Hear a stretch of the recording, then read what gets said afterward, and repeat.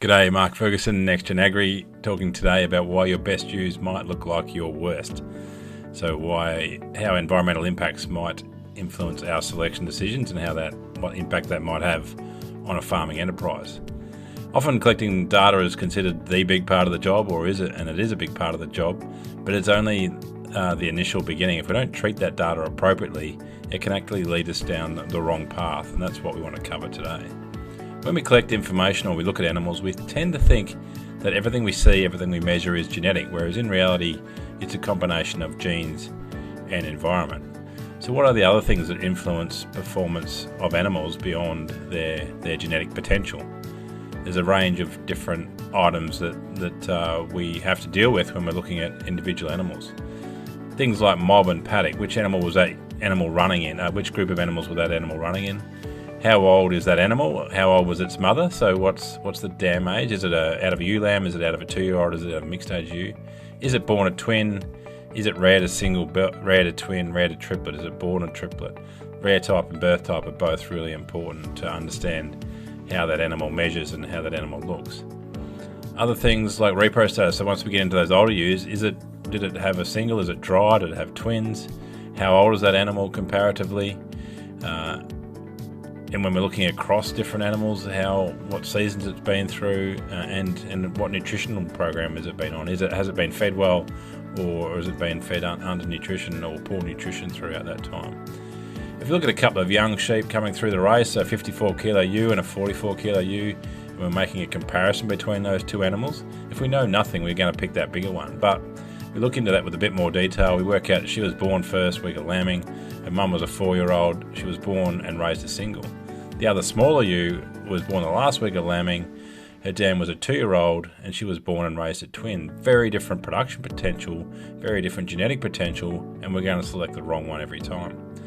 If we take that through to older ewes, and we look at a couple of older ewes coming through maybe after weaning or pre-joining, we're looking at a light ewe 2.5 condition score. Then we work out, if we knew she reared twins at 28 kilos, this was the third set of twins in a row, and she lambed as a ewe lamb, we'd know she's exceptional sheep. We look at the other one, it scanned twin, reared 1 at 30 kilos. Bird gave birth to 1 and reared 1 as a 2-year-old, gave birth to 2 and reared 1 as a 3-year-old. It was actually dry as a ewe lamb, so she's been way less productive over her lifetime, but looks nice and shiny on the day we're looking at it. We'll pick the wrong one every time.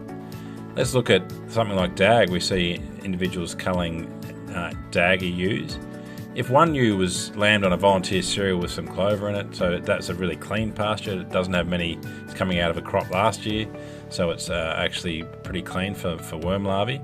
Another ewe that's been running on a paddock that was permanent pasture, it's where we always lamb our twins, so she's got a lot greater worm pressure, a lot more L3s that are putting pressure on her, so her dag status could be 100% due to where she's been running, not due to her genetics. And yet if we just cull on the day on that DAG score without knowing a bit more information, we'll take out the wrong animal, or we may take out the wrong animal.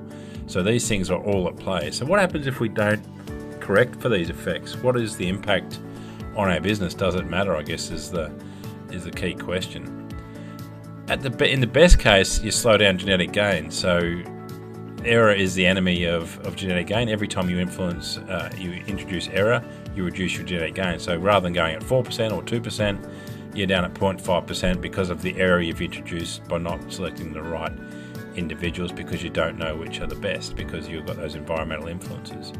The worst case scenario is you actually go backwards. If we look at what professional classes did in the Merino Lifetime Productivity Project, they preferentially selected single-born animals and culled twin-born animals because of the phenotypic influence or the environmental influences on those animals. And so if we had an objective to increase our reproductive rate or our number of lambs weaned, then we're actually culling the wrong ones and therefore actually going backwards. So not only are we not going forward as fast as we could be, we're actually slipping backwards, and that's a massive issue for us as an industry. So we need to be at every opportunity making sure we're correcting for this information, correcting for those known environmental impacts.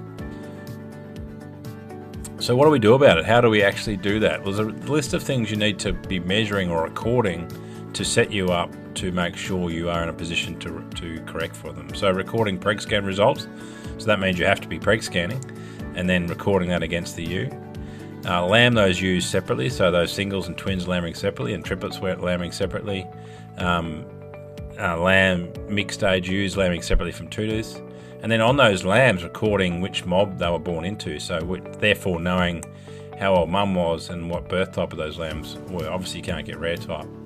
You need to keep track of all of your management groups. So if you're splitting up ewes, you need to know which ones are going where, so that can be corrected for. If you're going to go and then cull them on some measurement, you need to be able to record that, know where they were or who they can be correlated with. And then we can account for those factors when comparing data from individuals, and that's what we built NextRank to do. It's 100%. Its job is to exactly do that. Put all that information in there, and then correct that data for that known information, and then end up with a ranking of those animals that is exactly the way, or is corrected for all that known environmental influence. And so we're not making those errors. We're not having that negative impact on genetic gain, and we're not ending up going backwards. That's all I wanted to cover today. Thanks for listening.